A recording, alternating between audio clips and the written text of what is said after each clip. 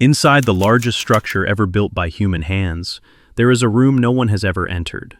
It was detected in 2017 by particles that fall from space, confirmed by 3 independent research teams, and published in Nature. 30 meters long, 8 meters tall, sealed behind 2.5 million blocks of limestone for 4,500 years. No one knows what is in it. No one is allowed to find out. 1,000 miles south, a temple vault in India sits behind a door with no lock, no handle, and no keyhole. Only 2 carved cobras. 5 similar vaults were opened in 2011. Inside, $22 billion in gold. The 6th vault remains sealed, by order of the Supreme Court. In China, mercury is leaking through the soil above a buried palace. The levels are 70 times above normal. Soil surveys confirm it matches the layout of ancient rivers. The tomb has been sealed for 2,200 years. The government says the technology to open it safely does not exist. That was the excuse in 1980. It is still the excuse today. These are not legends. These are coordinates on a map, test results in peer-reviewed journals, and court orders on public record. The tombs exist. The contents are suspected. And in every single case, someone with authority looked at the evidence and said, "Not yet, not now, not ever." The question is not what is inside. The question is, who decided you were not allowed to know? In 2017, a team led by Kunihiro Morishima, a physicist at Nagoya University, placed nuclear emulsion films inside the Queen's Chamber of the Great Pyramid at Giza. The films captured muons, subatomic particles produced when cosmic rays strike the atmosphere. Muons pass through stone. Where the stone is thinner, more muons arrive. Where there is empty space, the count spikes. 3 teams, 3 independent methods. Emulsion films from Japan, scintillator hodoscopes from the High Energy Accelerator Research Organization, gas detectors from France's Atomic Energy Commission. All 3 converged on the same result: a void at least 30 meters long, directly above the Grand Gallery, at a depth where no chamber had ever been recorded. The discovery landed in Nature. The physics was airtight. The reaction from Egypt's most powerful archaeologist was immediate. Zahi Hawass, former Minister of Antiquities, declared the finding a zero contribution to Egyptology. A construction gap, he said, a weight relief feature, nothing worth investigating. Then, quietly, the tone shifted. In later interviews, Hawass called the void a major discovery. No explanation was given for the reversal. In 2023, a second void, a 9-meter corridor behind the north face, was confirmed using the same muon technique. This time, an endoscope was inserted. The first images in 4.5 millennia showed a vaulted ceiling and rough-cut stone walls. But the larger void, the one the size of a passenger jet, remains untouched. There is no entrance. Any attempt to drill would compromise the structure. That much is true. But in a civilization that built the pyramid itself, the idea that we cannot reach a room inside it deserves at least a second thought. 4,500 years of silence. And counting. In March of 1974, a farmer named Yang Jifa was digging a well near the city of Xi'an in central China. His shovel struck clay, then a face. That face belonged to one of 8,000 life-size terracotta soldiers, the outer guard of the largest burial complex ever constructed. 56 square kilometers, 700,000 workers, 38 years of construction, all of it built for one man. Qin Shi Huang, the first emperor of a unified China, lies somewhere beneath a mound 76 meters tall, the equivalent of a 25-story building made of packed earth, sitting above a chamber roughly 100 by 75 meters. The ancient historian Sima Qian, writing a century after the burial, described rivers of liquid mercury, a ceiling painted with stars, and crossbow traps set to fire on intruders. For 2,000 years, that description was dismissed as mythology. Then the soil tests came back. In 2006, geophysicists measured mercury concentrations above the mound. The readings were not slightly elevated. They were 70 times the natural baseline. One sample hit 2,200 parts per billion, and the distribution pattern, the shape of the mercury plume in the soil, matched the layout of China's 2 greatest rivers, the Yellow and the Yangtze, as seen from the ancient capital. Sima Qian was not writing poetry. He was writing a field report. In 2020, a Swedish-Chinese team used atmospheric laser radar to measure airborne mercury directly above the mound. Concentrations reached 27 nanograms per cubic meter, nearly triple the background level. I have spent more hours than I care to admit reading soil chemistry papers on this tomb, and the detail that stays with me is not the mercury, it is the paint. When the terracotta army was first exposed to air in the 1970s, the pigment on the figures began to peel within 15 seconds. Within 4 minutes, it was gone. Millennia of color, lost in the time it takes to boil an egg. That is the official reason the central chamber remains sealed. We cannot preserve what we find, and the Chinese government, haunted by the memory of what went wrong, has said no. Whether the fear is purely technical, or whether something political hides behind it, depends on how much you trust an institution that has never once opened a major imperial tomb voluntarily. In 1825, a British explorer named James Burton crawled into a small opening in the Valley of the Kings. He found 3 unremarkable chambers. He moved on. In 1902, Howard Carter, yes, that Howard Carter, excavated the same entrance. He declared the tomb small and uninteresting. Then he used it as a dumping ground for rubble from other digs. He literally buried the entrance under his own debris. 93 years later, an American archaeologist named Kent Weeks crawled on his hands and knees through a gap that had not been open for 3 millennia. What he found behind it was the largest tomb in the Valley of the Kings. More than 150 chambers, corridors branching in every direction, a central hall with 16 columns, the biggest single room ever found in the valley. It was built for the sons of Ramses II, and the sheer scale suggests dozens of royal burials. As of 2006, less than 7% had been cleared. The rest is filled with hardened flood mud, baked to the consistency of concrete over centuries of flash floods. The air inside is hot, powdery, and heavy. Weeks chose not to finish. He left more than 90% deliberately untouched, reasoning that future technologies would extract more than present ones could. A noble argument, but also a convenient one. Howard Carter, the man who discovered Tutankhamun, looked at this tomb and walked away. That is the kind of mistake that makes you wonder how many others like it are still buried in plain sight. In 2011, the Supreme Court of India ordered an inventory of the underground vaults beneath the Padmanabha Swami Temple, one of the wealthiest and oldest Hindu temples in existence, in the city of Tiruvananthapuram, Kerala. 5 of 6 vaults were opened. Inside, gold thrones, diamond-studded crowns, coins by the tens of thousands, necklaces heavy enough to anchor a boat. The estimate ranged between $18 and $22 billion, the largest treasure hoard ever documented. The 6th vault was not opened. Vault B sits behind a door of iron and stone. No lock, no bolt, no mechanism of any recognizable kind. The surface is decorated with 2 massive carved cobras. In 2012, workers removed the outer iron grill, the first layer of defense. They could go no further. According to temple tradition, Vault B is sealed by a Naga Bandham, a serpent binding. It can only be undone by chanting a specific mantra. No living person, the priest said, knows the correct incantation. The lawyer who filed the original transparency petition, T.P. Sundararajan, died in 2011, shortly after the first vaults were opened. Superstitious observers drew conclusions. Courts drew a line. In 2020, the Supreme Court returned management of the temple to the royal family of Travancore. In 2025, a government representative on the Temple Administrative Committee formally requested that Vault B be opened. Not a single other member supported the motion. 5 vaults held $22 billion. Whatever is behind that 6th door was judged more dangerous to reveal than to leave alone. Whether the danger is spiritual or financial or political is a question the court did not answer, and no one with authority has asked it since. Not every sealed tomb hides a secret. Sometimes, the seal hides an embarrassment. In 2015, British Egyptologist Nicholas Reeves published a paper claiming that laser scans of Tutankhamun's burial chamber revealed straight lines beneath the painted plaster, evidence of sealed doorways. Behind one of them, he believed, lay the tomb of Nefertiti. The first radar scan, conducted by 70-year-old Japanese specialist Hirokatsu Watanabe, appeared to confirm the theory. Egypt's Minister of Antiquities announced a 90% probability of hidden chambers. Headlines erupted. A second scan, commissioned by National Geographic in 2016, found nothing. Geophysicist Dean Goodman said plainly, if a void existed, they would have seen a strong reflection. There was none.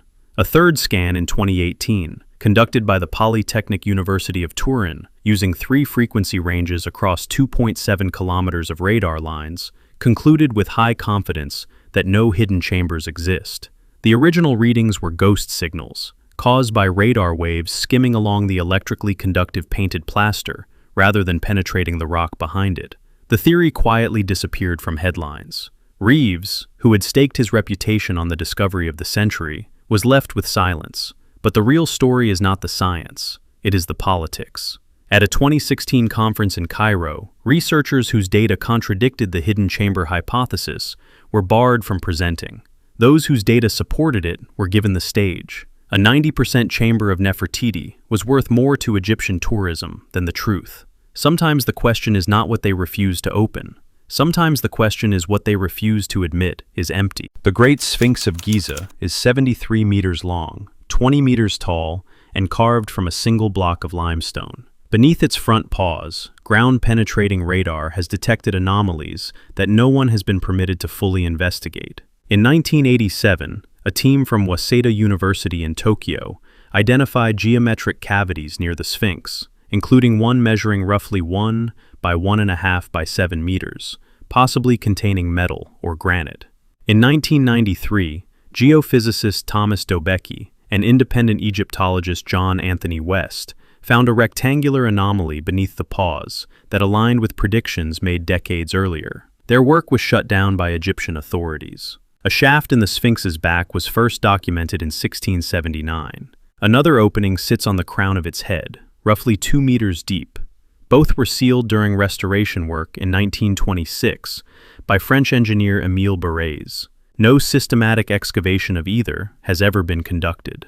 John Anthony West spent decades arguing that water erosion patterns on the Sphinx indicated it was far older than mainstream Egyptology allowed. His radar work in '93 supported that claim, and was the last fieldwork he was permitted to do at the site. He died in 2018 without ever seeing the cavities opened. Once you start pulling this thread, the whole thing unravels, and I have never been able to resist a dangling thread. The pattern here is difficult to ignore. 3 separate research teams, Japanese, American, French, across 3 decades, all found anomalies beneath the Sphinx. Each time, the response from Cairo was the same. Not now, not here, not you. Whether the cavities are natural fractures or something else depends entirely on who you ask, and who has the permit to ask. 85 kilometers northwest of Xi'an, a mountain called Liang rises just over 1,000 meters. Inside it, a tunnel 61 meters long and 4 meters wide leads to a burial chamber that has not been entered in 1,300 years. The Qianling Mausoleum holds 2 emperors. One is Gaozong of the Tang dynasty. The other is Wu Zetian, the only woman in Chinese history to rule as emperor in her own name. In the late 9th century, a rebel commander named Huang Chao mobilized 400,000 soldiers to break into the tomb. They carved a 40-meter trench through the mountainside, removing half its face. They never found the entrance. A warlord named Wen Tao tried next, a few decades later. His army retreated after a violent thunderstorm, interpreted as divine fury. In 1958, local farmers accidentally blasted open the tunnel entrance with dynamite. Archaeologists moved in 2 years later. What they found stopped them cold. 39 layers of stone barriers, each fastened with iron clamps and sealed with molten lead and tin. Not a single drill hole from looters. Not one breach in 13 centuries. The 5 satellite tombs yielded over 4,300 artifacts. The main chamber, by all estimates, contains treasures from the peak of the Tang dynasty, including possibly the original Lantingji Shu, the most celebrated work of Chinese calligraphy, missing since the 9th century. But the detail that haunts me is not the treasure, it is the stela. Before the entrance stands a monolith weighing 98.8 tons, rising 7.5 meters into the sky. It belongs to Wu Zetian, and it is completely blank. No inscription, no epitaph, no record. She ordered it left empty. "Let future generations," she said, "judge my deeds and my sins." 1,300 years later, nobody has opened her tomb, and nobody has filled her stone. For 2,000 years, the tomb of Cleopatra, the last pharaoh of Egypt, has never been found. Plutarch wrote that she and Mark Antony were buried together, near a temple of Isis. Octavian permitted the joint burial. After that, the trail goes cold. Most Egyptologists place the tomb in Alexandria's royal quarter, now submerged beneath the Mediterranean. Earthquakes between 320 and 1303 shifted the coastline. The ground level dropped as much as 3.5 meters. Whatever stood there is now underwater and under a city of 5 million people. But one woman disagrees. Kathleen Martinez, a criminal lawyer from the Dominican Republic who became an archaeologist, has been excavating Taposiris Magna, a temple complex 30 kilometers west of Alexandria, since 2004. She has found coins bearing Cleopatra's profile, figurines of Isis, 27 tombs with 10 mummies inside. In 2022, her team uncovered a tunnel 1,305 meters long, cut through sandstone at a depth of 13 meters, compared by some to the Tunnel of Eupalinos, a 6th century engineering marvel. In 2025, Martinez and Bob Ballard, the man who discovered the Titanic, found a submerged port in the Mediterranean directly opposite the temple site. Polished floors, columns, anchors, amphoras from Cleopatra's era, all lying 12 meters beneath the surface. Her colleagues called her obsessed, some called her delusional.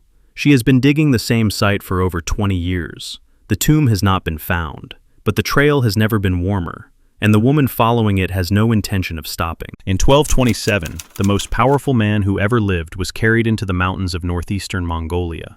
What happened next is the most successful act of concealment in human history. According to the secret history of the Mongols, 1,000 soldiers bore the body of Genghis Khan to his homeland. Every person they encountered on the road was killed. Then the soldiers themselves were executed. Then the executioners were killed. Thousands of horses were driven across the burial site to erase all traces. Some sources say a river was diverted to flow over the grave. 800 years later, nobody knows where it is. The region of Burkhan Khaldun, a sacred mountain in the Khenti Range, has been closed to outsiders for over 7 centuries. The Soviets renamed the surrounding area a highly restricted zone and ringed it with 10,000 square kilometers of military installations. In 2015, UNESCO designated it a World Heritage Site. The exclusion area covers 240 square kilometers of dense larch forest. Entry requires special permission, which is almost never granted. In 2001, an American-Mongolian expedition led by retired Chicago commodities trader Maury Kravitz and Mongolian scientist Dr. Bazargur located a walled cemetery containing at least 20 unopened high-status graves near the Onon River, close to where Genghis Khan was born. An earlier Japanese expedition to the same area had been abandoned after mass public protests.